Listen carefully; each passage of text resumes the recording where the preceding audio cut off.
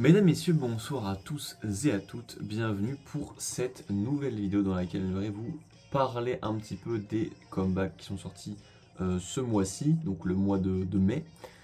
Alors, j'aimerais quand même aussi revenir sur quelques trucs avant, évidemment. Euh, Déjà, il faut savoir qu'il y a beaucoup de sons que j'ai pas écoutés ce mois-ci, parce que bah, ça m'est pas venu dans mes recommandations, ou je sais pas, j'étais pas hype ou des trucs comme ça, donc j'ai pas tout écouté. Mais il y avait pas mal de sons qui sont sortis en fait. La plupart des sons qui sont sortis, c'était des. Attends, on va changer un petit peu de musique. Voilà, on va mettre ma musique préférée actuellement de l'année. Ça fait plaisir. Bref, il y a des Seventeen, TXT, To Us, IU, Kiss of Life, Rise, il y a Young Posse, il y a plein de trucs que j'ai vu passer et que j'ai pas écouté, soit parce que je connaissais déjà le son d'avant et donc du coup j'avais la flemme de le réécouter, soit je trouvais pas ça hyper intéressant, ou c'était juste flemme. Bref, je vais aujourd'hui vous parler, vous allez avoir Alice maintenant, de Irene Sulgi, You, donc Dreamcatcher, Million Places de XZ, BB 50-50, Miao Triple S, Chu et Idol. Voilà, c'est les seuls sons que sur lesquels on va discuter aujourd'hui. Ah oui, et Unbi, vite fait rapidement, parce que Unbi avait sorti du coup en avril Underwater 2, plus communément appelé sous le nom de euh, Strange. Ouais, c'était quoi déjà? Putain, j'ai plus le son. Hello Stranger, putain. Et bref, donc j'ai eu de parler de ce son parce que ce son est sorti avant. Hello Stranger, banger absolu. Vraiment, c'est exceptionnel. Underwater, c'est un son que j'adorais de NB. Elle a sorti un son qui avait vraiment la même vibe, du coup, qui s'appelle Hello Stranger, qui est passé sous les radars. Encore une fois, en fait, c'est là que tu comprends que quand t'es pas dans la K-pop et quand tu fais pas toi-même tes recherches, tu rates des classiques parce que c'est pas dans tes recommandations ou c'est pas montré en fait. Donc du coup, j'ai loupé le comeback de Hello Stranger le mois dernier. Ça fait plaisir. Bref, très bon son. Du coup, on va commencer par parler des sons qui m'ont pas trop marqué. Donc, Million Places de XZ. Moi, XZ, si tu me sors pas du Tipitos, du Mascara, du Shooting Star, New Dance, If You Know You Know, Girl Gang, euh, Woke Up, des sons qui tapent, je m'en fous. Voilà. Je- Tu n'as pas besoin de prouver que tu sais chanter avec moi. XZ, c'est chanter. C'est un fait. Mais Million Places, c'est un son qui est beaucoup trop pour moi, c'est pas mon style de musique, donc pour moi, c'est non. You, premier son de la K-pop que j'ai arrêté au milieu pour faire autre chose et pas repris après, sachant que je voulais le reprendre. Voilà, voilà, je faisais un truc, j'écoutais le son et il y a un truc que je devais faire, donc j'ai arrêté de l'écouter. Et j'avais la flemme de le reprendre en fait. Voilà.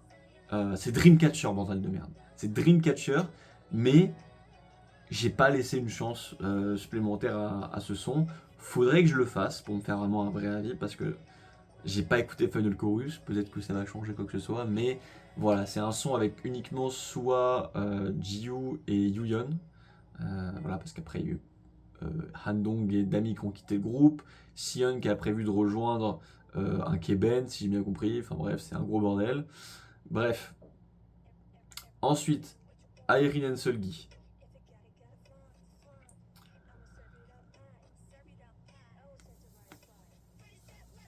C'est quand même le duo de la SM le plus populaire. Bah,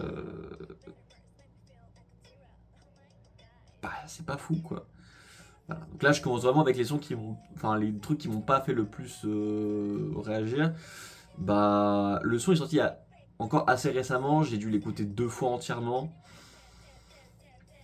Faut peut-être que je l'écoute un peu plus pour vraiment le supporter quoi. Vraiment l'apprécier peut-être plus que supporter. Donc à voir avec le temps, mais pour le moment, je suis pas convaincu. Ensuite, Miao. Miao, vous savez que j'ai quand même un peu de difficulté avec ce groupe. Mais bon, Body m'avait surpris, j'avais adoré le son. À voir du coup avec d'autres sons qui a... Oh, excusez-moi, en fait je me suis levé il y a genre 20 minutes. Enfin bref. Euh, Miao était sorti avec le son Miao, qui était genre ok tier. Il y a eu Toxic qui est sorti après, et Hands Up et Drop Top que je trouvais genre ok tiers. Mais vraiment, Body est toujours le seul son actuellement de Miao que je kiffe beaucoup. Donc, on attend encore de voir la suite. Bibi, l'album était bien. L'album était bien, mais il n'y a pas de son qui sort de l'ordinaire. L'album entier s'écoute. Il n'y a pas de son qui est mauvais. Il n'y a pas de son qui est bien. Donc, ça va. 50-50 maintenant. 50-50, c'est vraiment genre. Bah, un plaisir, en fait. Pookie est dans mes oreilles depuis 2 mois. Pardon, pas depuis 2 mois, mais si depuis 2 mois, je crois. Le son Pookie est sorti fin avril, si je dis pas de bêtises. Mais voilà, le son était très très bon. C'est juste qu'en fait, ils ont sorti Midnight Special ce mois-ci, qui était aussi très bon. Et du coup, bah, je me suis tapé l'album entier. Et bah, c'est à peu près la même vibe sur tous les sons. Donc ça va, c'est ok tiers. Mais voilà, Pookie pour moi reste quand même le meilleur son de l'album. Ouah, décidément. Ensuite, je vais parler de Idol à la fin parce que j'ai pas été très fan d'un truc qu'elles ont fait. Mais on va commencer avec Choo, qui est du miel pour les oreilles. Hein, c'est Only Cry in the Rain, Kiss a Kitty. Enfin, les autres sons aussi, je me souviens plus des noms, mais tous les sons de l'album sont très très bien.